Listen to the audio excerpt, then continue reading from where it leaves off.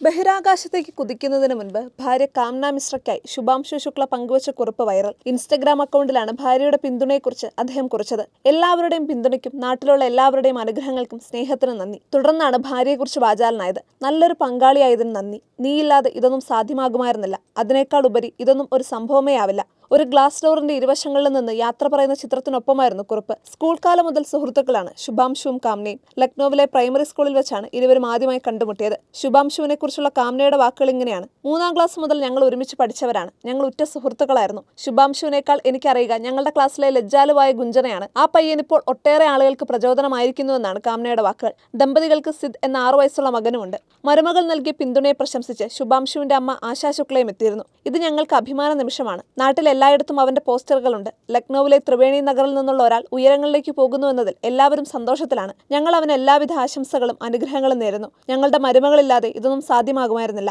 അവൻ എല്ലാ പിന്തുണയും നൽകുന്നത് അവളാണ്. ഈ നേട്ടത്തിൽ ഏറ്റവും കൂടുതൽ പങ്കുവഹിച്ചതും കാംനയാണ് എന്നാണ് ആശാ ശുക്ലയുടെ വാക്കുകൾ.